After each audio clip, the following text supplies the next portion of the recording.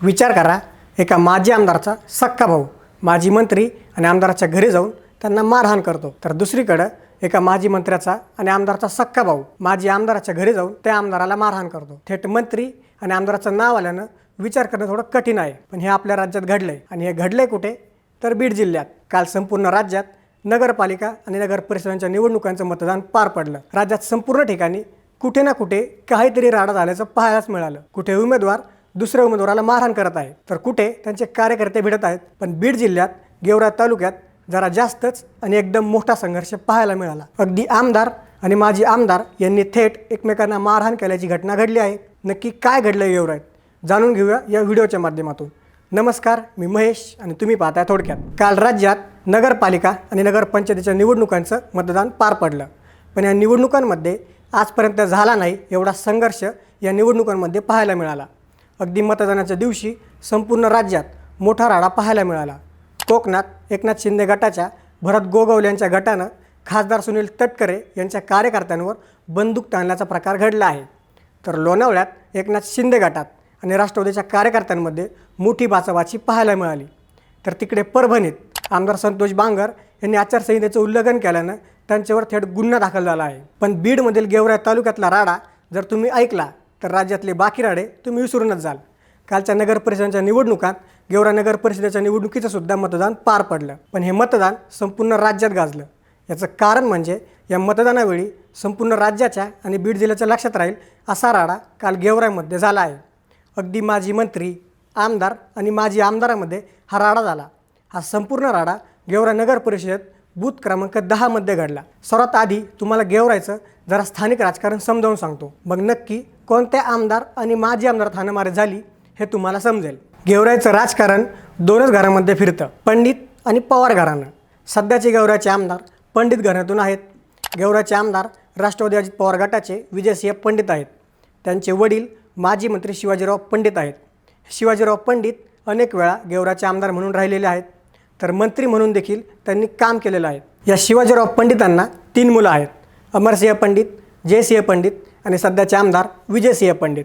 अमरसिंह पंडित गेवराचे माजी आमदार आहेत, तसेच त्यांनी मंत्री म्हणून देखील काम केलेलं आहे। सध्याचे आमदार विजयसिंह पंडित त्यांचे छोटे बंधू आहेत, तर जयसिंह पंडित हे सुद्धा राजकारणात सक्रिय आहेत। तर दुसरं घराणं आहे पवार घराणं। माधवराव पवार 1980 मध्ये गेवराचे आमदार झाले। त्यांना 2 मुलं आहेत, लक्ष्मण पवार आणि बाळराजे पवार। त्यांनी शिवाजीराव पंडित यांचा पराभव केला होता। तेव्हापासून दोन्ही घराण्यांमध्ये मोठं हार्डवेअर आहे। पुढे त्यांचे ज्येष्ठ पुत्र लक्ष्मण पवार 2014ला आमदार झाले। पुढे 19ला पुन्हा ते आमदार झाले।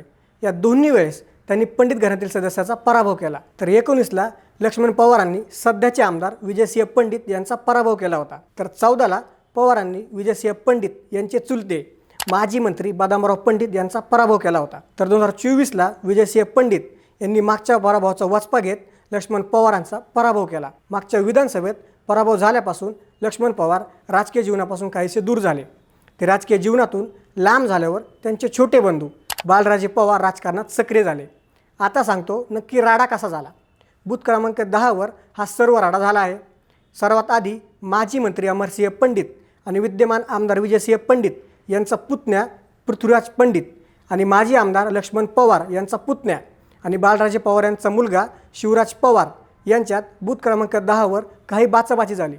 पुढे ही बाचाबाची थेट मारहाणीवर आली। दोन्ही घराण्यांचे वारसदार एकमेकांना भिडले। दोघांमध्ये तुंबळ हाणामारी झाली। पुढे हाणामारीची माहिती शिवराज पवार यांचे वडील बाळराजे पवार यांना समजली। पुढे बाळराजे पवार त्यांच्या कार्यकर्त्यांसह माजी मंत्री आणि गेवराचे माजी आमदार अमरसिंह पंडित यांच्या कृष्ण या घरावर गेले। अमरसिंह पंडित यांच्या घरी जाऊन त्यांनी त्यांच्या पिये आणि पुतण्याला जबर मारहाण झाली। पुढे या घटनेची माहिती अमरसिंह पंडित आणि आमदार विजयसिंह पंडित यांचे मोठे बंधू जयसिंह पंडित यांना समजली। पुढे जयसिंह पंडित त्यांचा मुलगा आणि कार्यकर्त्यांसह थेट माजी आमदार लक्ष्मण पवार यांच्या घरावर गेले। विशेष म्हणजे पंडित आणि पवार हे दोन्ही कुटुंब एकमेकांचे नातलग आहेत। तसेच दोघांची घरंसुद्धा जवळच आहेत। अगदी 500 फुटांच्या अंतरावर दोघांची घरं आहेत। पुढे पवारांच्या घराबाहेर पंडितांच्या कार्यकर्त्यांनी अनेक गाड्या फोडल्या। पुढे माजी आमदार लक्ष्मण पवार थेट घराबाहेर आले आणि जयसिंह पंडित यांच्यासोबत थेट भिडले। माजी आमदार आणि आमदाराच्या भावात तुंबळ हाणामारी झाली। पुढे काही क्षणातच ही बातमी संपूर्ण गेवरा तालुक्यात पोहोचली आणि मग काय, पवार आणि पंडितांचे कार्यकर्ते एकमेकांना भिडले. आता थेट आमदारांमध्ये हाणामारी झाली म्हटल्यावर त्यांच्या कार्यकर्त्यांचा तर विषयच नाही. अगदी दिवसभर पवार आणि पंडित कार्यकर्त्यांमध्ये संपूर्ण गेवराई तालुक्यात हाणामारी सुरू होती. पुढे दोन्ही आमदारांच्या घराबाहेर मोठा पोलीस फौजफाटा तैनात करण्यात आला. राडा एवढा मोठा होता की अगदी बीडचे SP नवनीत कौवत गेवराईत दाखल झाले. निवडणूक गेवराई शहराची होती, पण हाणामारी संपूर्ण गेवराई तालुक्यात चालू होती. या निवडणुकीत बाळराजे पवार यांच्या पत्नी गीता पवार स्वतः नगराध्यक्षपदाच्या भाजपकडून उमेदवार आहेत. मराठा आरक्षणाच्या चळवळीत लक्ष्मण पवारांनी मनोज जरांगे पाटील यांना साथ दिली होती. पुढे लोकसभा निवडणुकीवेळी लक्ष्मण पवारांनी भाजपच्या उमेदवार पंकजा मुंडे यांच्या विरोधात काम केलं. पंकजा मुंडेंच्या विरोधात काम केल्यानं मनोज जरांगे पाटील विधानसभेत आपल्याला पाठिंबा देतील असा विश्वास लक्ष्मण पवारांना होता. पण विधानसभेत मनोज जरांगेंनी विजयसिंह पंडित यांचं काम केलं. पण लोकसभेत विरोधात काम केल्याचा फटका लक्ष्मण पवारांना नक्कीच बसला. आमदार असूनही भाजपकडून त्यांचं तिकीट कापण्यात आलं, पण ते अपक्ष म्हणून उभे राहिले. पण विजयसिंह पंडितांना महायुतीकडून अजित पवार गटाचं तिकीट मिळालं. धनंजय मुंडे, पंकजा मुंडे आणि मनोज जरांगे या सर्वांनी पंडितांना पाठिंबा दिला आणि विजयसिंह पंडितांचा मोठा विजय झाला. दुसऱ्या क्रमांकावर त्यांचे चुलते माजी मंत्री बदामराव पंडित राहिले, तर विद्यमान आमदार लक्ष्मण पवार थेट तिसऱ्या क्रमांकावर गेले. पुढे बाळराजे पवारांनी पंकजा मुंडेंसोबत जुळून घेतलं. त्यांनी भाजपात प्रवेश केला. तसेच त्यांच्यासोबत माजी मंत्री बदामराव पंडित यांनीसुद्धा भाजपात प्रवेश केला. बदामराव पंडित गेवराईचे माजी आमदार आहेत. तसेच त्यांचे पुतणे अमरसिंह पंडित, विजयसिंह पंडित आणि जयसिंह पंडित यांच्याशी हाडवर आहे. या निवडणुकीपूर्वी त्यांनी पंकजा मुंडेशी जुळवून घेतलं. तसेच माजी आमदार लक्ष्मण पवार यांच्याशी सलगी केली.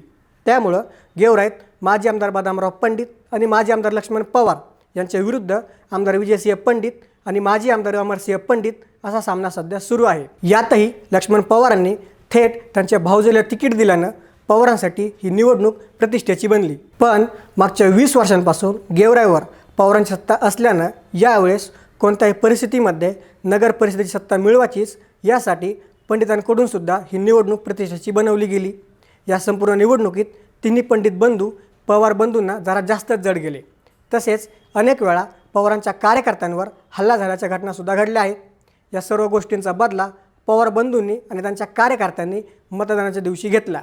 तसेच माजी मंत्री बदामराव पंडितांच्या कार्यकर्त्यांनीसुद्धा दुसऱ्या पंडित कार्यकर्त्यांवर आपला हात साफ करून घेतला. त्यामुळे ही निवडणूक राज्यात जरा जास्तच गाजली. आता तुम्ही विचार करत असाल की यात मुंडे बंधू आणि बहीण नक्की कुठे आहेत? तर लक्ष्मण पवारांच्या भाऊजाई भाजपच्या आणि पंकजा मुंडेंच्या उमेदवार आहेत. मंत्री पंकजा मुंडेंनी पवारांचा गेवराईत मोठा प्रचार केला, तर पंडित अजित पवार गटात आहेत. पण पंडितांचं माजी मंत्री धनंजय मुंडे यांच्याशी काहीसं बिनसल्याची चर्चा आहे. तसेच धनंजय मुंडेंनी स्टार प्रचारक असूनसुद्धा गेवराईत एकही सभा घेतली नाही. त्यामुळं कदाचित निवडणुकीत त्यांनी पवारांना पाठिंबा दिला असावा असा अंदाज बांधला जात आहे. जर दोन्ही मुंडे भाऊ बहीण पवारांच्या आणि बदामराव पंडितांच्या पाठीशी उभे राहिले तर मात्र आमदार असूनही या पंडित कुटुंबाला मोठा संघर्ष करावा लागेल. या निवडणुकीचा नक्की काय निकाल लागतो हे 21 डिसेंबरला समजेलच. पण गेवराईत झालेला हा राडा बीड आणि गेवराईकरांच्या कायम मनात राहील हे मात्र नक्की. पंडित आणि पवार कुटुंबाच्या या हाडवैराविषयी तुम्हाला काय वाटतं? आगामी काळात कोण कोणावर भारी पडेल? तुमची मतं कमेंट्समध्ये आम्हाला नक्की सांगा आणि अशाच राजकीय घडामोडींसाठी थोडक्यातला नक्की सबस्क्राईब करा.